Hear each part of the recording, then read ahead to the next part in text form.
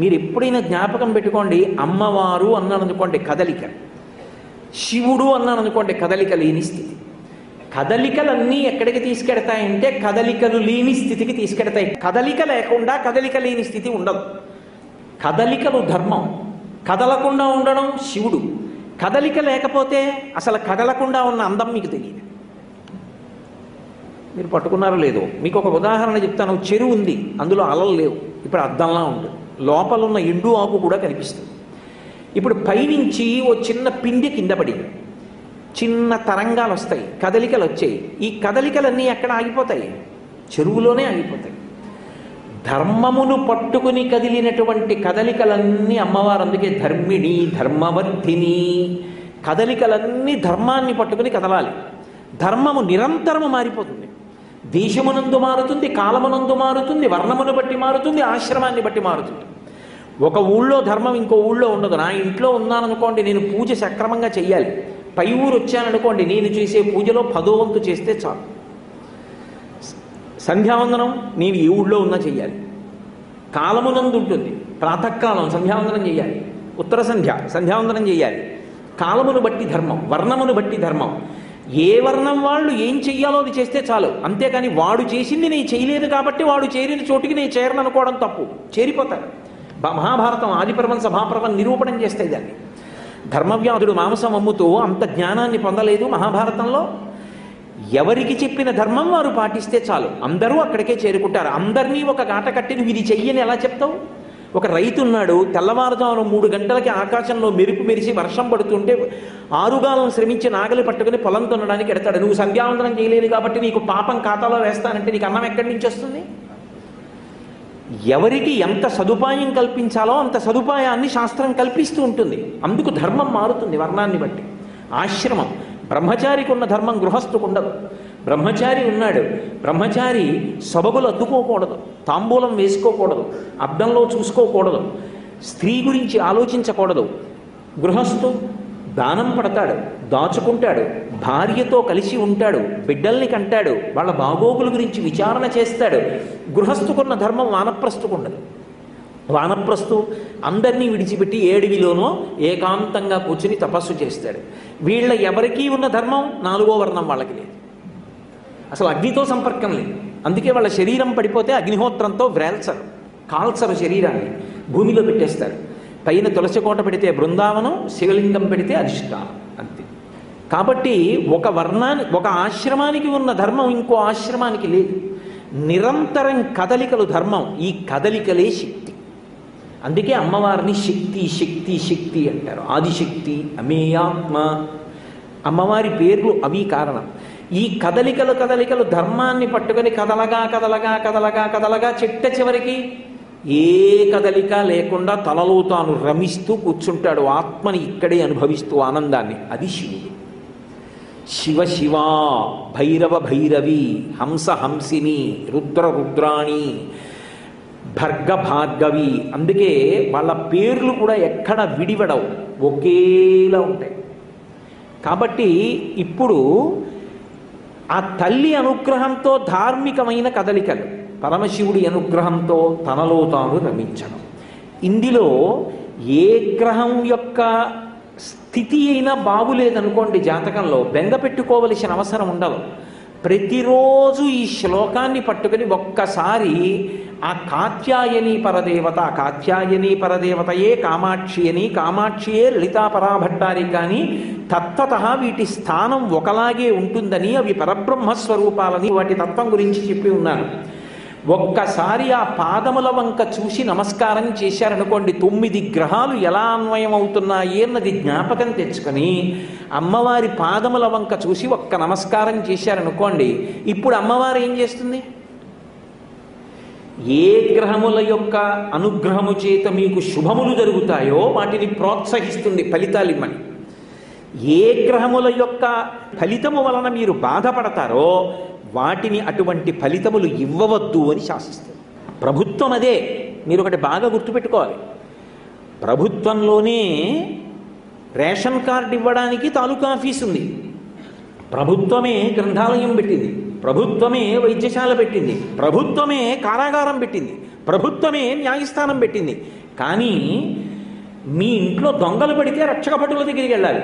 మీకు ration card కావాలంటే తాలూకా ఆఫీస్కి వెళ్ళాలి. అన్నీ ప్రభుత్వమే కదండి, ఆంధ్రప్రదేశ్ ప్రభుత్వ కార్యాలయము అనే కదా ఉంది. అందుకని రేషన్ కార్డు కోసం రక్షక భటుల దగ్గరికి వెడతానంటే వాళ్ళు ఇవ్వరు. ఎవరికి ఉండే శాఖ వాళ్ళకు ఉంటుంది.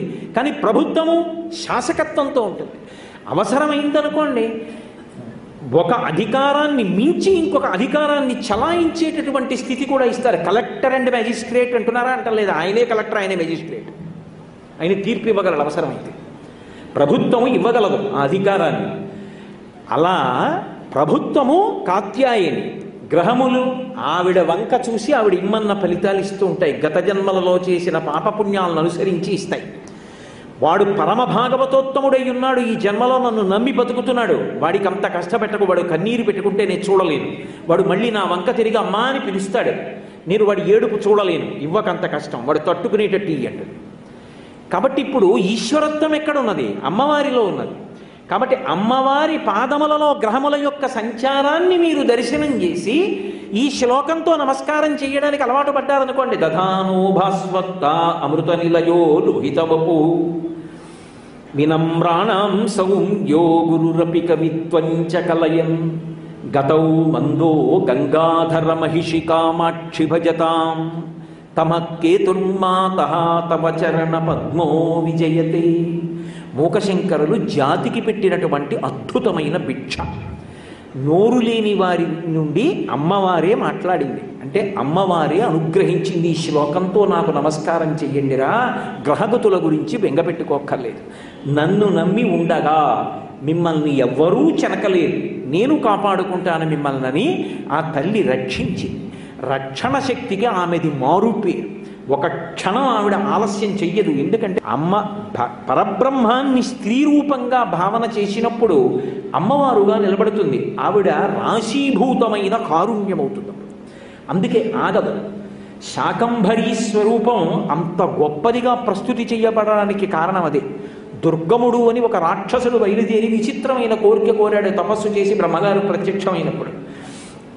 బ్రాహ్మణుల దగ్గర ఉన్నటువంటి వేదమంత్రములన్నీ కూడా నాకు తెలియాలి, వేదములన్నీ నాకు వశమైపోవాలి, బ్రాహ్మణులన్నీ మరిచిపోవాలన్నాడు. తథాస్తు అన్నాడు బ్రహ్మగారు. అందరూ మంత్రాలు మర్చిపోయారు. ఇక సంధ్యావందనం లేదు, యజ్ఞం లేదు, యాగం లేదు, పూజ లేదు, ఏమీ లేదు. యజ్ఞయాగాది క్రతువులు లేకపోతే స్వాహాకారంతో దేవతలకి వెళ్ళలేదనుకోండి హవిస్సు, దేవతలు ఆగ్రహిస్తే వాళ్ళు వర్షం కురిపించరు. వర్షం కురిపించలేదనుకోండి భూమి మీద పంట పండదు. పంట పండలేదనుకోండి 2 కాళ్ళు కలిగినటువంటి ప్రాణులు కానీ 4 కాళ్ళు కలిగినటువంటి ప్రాణులు కానీ సంతోషంగా ఉండలేరు. ఇప్పుడు లోకంలో ఆకలి ఎక్కువైపోయింది. ఇంతమంది బాధపడుతుంటే సంతోషించడం రాక్షస లక్షణం. అందుకని దుర్గముడు సంతోషిస్తున్నాడు. ఓ యజ్ఞం చేసి అమ్మవారిని పిలుద్దామంటే వాళ్ళకి వేదమంత్రాలన్నీ మరుపుకు వచ్చేసాయి, ఏమి జ్ఞాపకం లేవు, ఏం చెయ్యాలో అర్థం కాలేదు. ఇన్ని లక్షల మంది పీనుగుల పెద్ద పెద్ద పర్వతాల్లా పడిపోతున్నారు. హిమవత్ పర్వత ప్రాంతానికి వెళ్ళి అమ్మవారిని స్తోత్రం చేశారు, అమ్మ కనపడమని.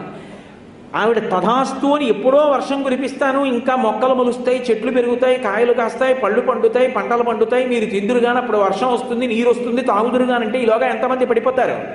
అందుకే ఆవిడ శాకంభరిగా వచ్చింది. శాకంభరి అంటే ఒంటి నిండా కన్నులు, ఆ కన్నుల నుండి మేఘములను సృష్టించి వర్షం కురిపించేసింది అప్పటికప్పుడు. ఒంటి నిండా ఆకులు, కాయగూరలు, పళ్ళు అన్నీ పట్టుకొచ్చి ఇన్ని కోట్ల మందికి అందించింది. అందుకే ఇప్పటికీ విజయవాడలో కనకదుర్గమ్మని ఇతర దేవస్థానాల్లోనూ అమ్మవార్లని శాకంభరిగా అలంకారం చేస్తే వర్షం పడుతుంది. అందుకే అప్పటికప్పుడు అన్నం పెట్టే తల్లి. అందుకే కనకధారా స్తోత్రం చేస్తే శంకరాచార్యుల వారు కేవలం సరస్వతీదేవిని, లక్ష్మీదేవిని, పార్వతీదేవిని మాత్రమే పిలవలేదు. పేద బ్రాహ్మణి అన్నం లేదు లోపల, ఉన్న ఉసిరికాయ ఒక్కటి నాకు ఇచ్చేసింది. ద్వాదశి నాడు ఉపవాసం పారణ చెయ్యాలి, ఆ ఉపవాసం వ్రతాన్ని విరమణ చెయ్యాలంటే ఉన్న ఉసిరికాయ ఒకటి నాకు ఇచ్చేసింది, అన్నం లేదా ఆవిడికి. శంకరాచార్యుల వారి గుండె కరిగిపోయింది.